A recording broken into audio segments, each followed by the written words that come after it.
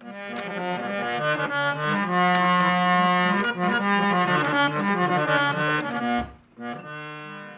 ایسا ہے کیونکہ عوامی حلقوں میں ہم جہاں بھی جاتے ہیں، اور پھر میرا چونکہ درس و تدریس سے تعلق بھی ہے، اور میں دیکھتا ہوں کہ طالب علموں کو آگاہی نہیں ہے لٹریچر کے حوالے سے، وہ صرف آنا ہی نہیں چاہتے، یا تو شاید ہم نے وہ جو نصاب کا بوجھ ان پر لادا ہے اس میں دوسرے عناصر کا وہ بوجھ زیادہ کر دیا ہے، لٹریچر کو کم کر دیا ہے، یا شاید اساتذہ نے اس طرف دی ہے، جو بھی سسٹم کی خرابیاں ہیں یا نظام تعلیم کی خرابیاں ہیں، ان کو بہتر کرنے کے لیے تو ہمارے بڑے اداروں میں، منسٹریز میں، اور یہ نیشنل بک فاؤنڈیشن کے ادارے ہیں یا اس طرح کے جتنے بھی انسٹیٹیوٹس ہیں، میں سمجھتا ہوں کہ وہاں پر ایسے دانشور ہونے چاہیے جو ان خرابیوں کو دور کرنے کے لیے کوئی تجاویز لے کر آئیں، کوئی منصوبہ بندی لے کر آئیں۔ تو عارف صاحب، ہم دوبارہ آپ کی شاعری کی طرف آتے ہیں۔ تو سر، جو پہلی کتاب آپ کی تھی اس کے حوالے سے کچھ بتائیے۔ دیکھیے، میں تو ایک بہت ہی حساس شاعر ہیں آدمی تھا، تو میں یہ نہیں چاہتا تھا کہ میری کتاب چھپے اور مجھ پہ اعتراضات وغیرہ ہوں۔ جی، اچھا۔ تو میں نے، دیکھیے، میں پاکستان ٹی وی میں کام کرتا تھا، تو میرے پاس میرے زیر انتظام بہت سی چیزیں تھیں، اچھا، اور بہت سے شعبے تھے۔ شعبہ خطاطی بھی میرا، اچھا، میرے ماتحت کام کرتا تھا۔ تو جو بھی میں تو بہت ہی بدخط آدمی ہوں، تو جو میں کوئی غزل لکھتا یا نظم لکھتا تو میرے دوست جو تھے، جو خطاط میرے دوست تھے، وہ اس کو میری بیاض پہ نقل کر دیتے تھے۔ اچھا، اب میں نے استعفیٰ دے دیا تو سب ادارے والوں نے مجھے دعوتیں الوداعیہ دینے شروع کیے۔ تو جو خطاطی والا شعبہ تھا اس نے کیا کیا کہ میرا جتنا کلام ان کے پاس تھا اس سب کو اسٹینسل اس زمانے میں کٹتے تھے، سائیکلو اسٹائل کرا کے مجھ کو 50 جلدیں پریزنٹ کر دی ماشاءاللہ شاعری کی۔ اچھا، وہ میں نے جناب والا، اب مجھے آسانی ہوئی۔ اسی زمانے میں میرا انور مقصود صاحب جو ہے نا، یہ EMI میں ہوتے تھے، راشد، ارشد محمود اور انور مقصود، انہوں نے میرا ایک منصور بخاری صاحب نے، پطرس بخاری کے جو صاحبزادے تھے وہ اس کے ہیڈ تھے، تو انہوں نے میرا لانگ پلے ریکارڈ بنایا۔ اچھا، میری بڑی ہوا تھی کہ بھائی جتنے میری چیزیں گائی گئی تھی ان سب کو یکجا کیا، لیکن مجھ کو ڈر لگتا تھا بہت۔ چنانچہ میں نے، عارف یقین کیجئے گا کہ میں نے سلیم احمد صاحب کو، فیض صاحب کو، شان الحق حقی صاحب کو، ساقی فاروقی صاحب کو، سلیم احمد صاحب کو، اپنی وہ جو تھے نا سائیکلو اسٹائل وہ دیے۔ اچھا، اور میں نے ان سے کہا کہ آپ اس کو ایڈٹ کر دیجئے۔ اچھا،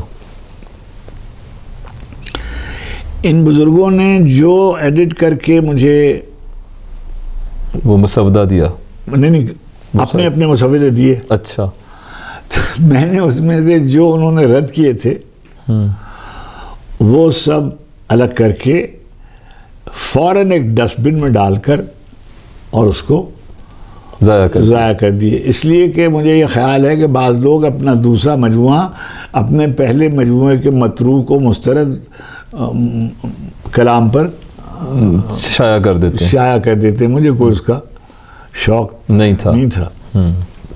اب میں چلا گیا لندن، اب مجھ پہ پڑھنے لگی گالی کہ کتاب نہیں لاتا ہے اور کتاب نہیں لاتا ہے اور کتاب نہیں لاتا ہے۔ اچھا، اب نام کا قصہ شروع ہوا، سرور بھائی نے کوئی نام رکھا، سلیم بھائی نے کوئی نام رکھا، خود میں نے کوئی نام رکھے، سب ریجیکٹ ہو گئے۔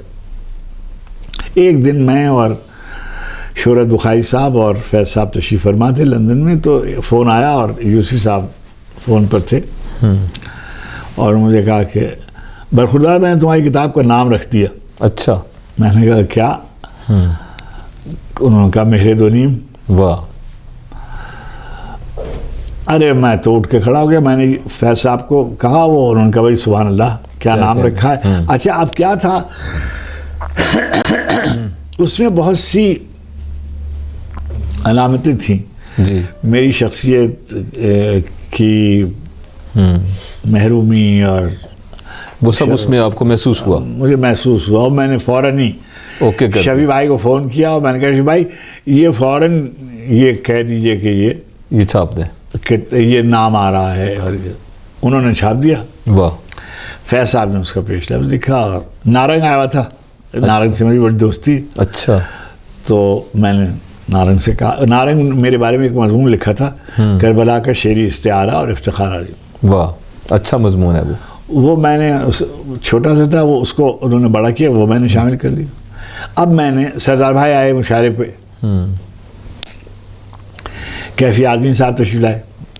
اچھا وہ ظاہر ہے ترقی پسند تحریک سے میں اپنے آپ کو وابستہ سمجھتا تھا اور ان کے نظریات سے اتفاق کرتا تھا اور ہوں، تو وہ انہوں نے لکھا دونوں نے۔ اب وہ جناب والا سرور بھائی وہ لے کر اور مکتبہ دانیال کے پاس گئے۔ مکتبہ دانیال والے صرف سرخوں کی کتاب چھاپتے تھے۔ اچھا، انہوں نے کہا کہ اس میں سے سلیم احمد کا اور گوپی چند نارنگ کا وہ نکالے۔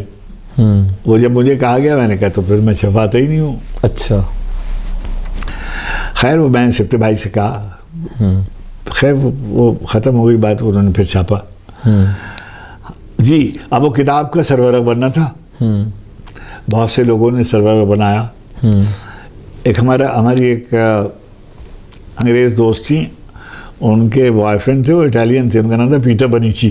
اچھا، تو پیٹر ایک بنا کے لایا، مجھے بہت اچھا لگا، تو میں نے یوسی صاحب کو دکھایا، تو وہ ایسا تھا کہ جیسے ایک شیشہ ہے، جی، اس میں سورج گیند کی صورت آ کر پڑا ہے، اور کھڑکی کی کرچیاں جو ہیں وہ پڑی ہوئی ہیں فرش پر، اور اس میں بکھری پڑی ہیں، ٹوٹی، اور اس میں سورج بھی پڑا ہوا ہے، ٹوٹا ٹوٹا، اچھا، ٹوٹا ٹوٹا، یعنی اسی کا عکس جو ہے وہ بکھرا ہوا تھا اس شیشے کے ساتھ ہی۔ شیشے کے ساتھ ساتھ۔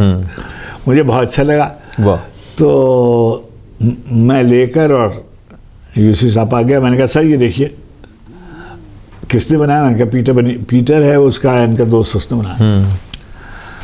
تو کہنے لگے میاں ایک بات یاد رکھو،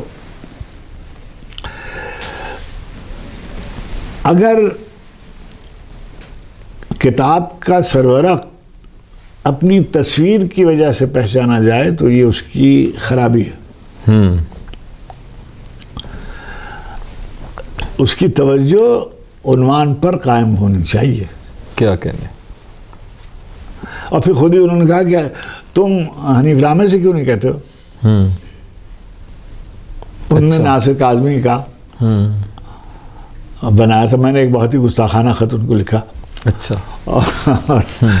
اور پھر حنیف بھائی نے، اللہ ان کو غریق رحمت کرے، انہوں نے میرے دو نیم کا بھی انہوں نے بنایا، حرف باریاب کا بھی انہوں نے بنایا، جہان معلوم کا بھی انہوں نے بنایا، اور شہر علم کے دروازے پر۔ میری چاروں کتابوں جب تک وہ حیات رہے سارے ٹائٹل انہوں نے بنائے۔ عارف صاحب آپ نے نظم زیادہ لکھی یا غزل؟ کبھی میں نے شمار نہیں کی، مگر مجھے نظم تو میں ایک گو میں لکھ لیتا ہوں۔ اچھا، غزل میں کئی مہینے ہو جاتے ہیں، کئی سال ہو جاتے ہیں۔ دو شعر میں نے ابھی کہہ لیے، ایک بات میں راز کی آپ کو بتاتا ہوں۔ جی، میں نے کبھی شعر کہہ کر غزل نہیں کہی، پہلے میں مطلع کہتا ہوں۔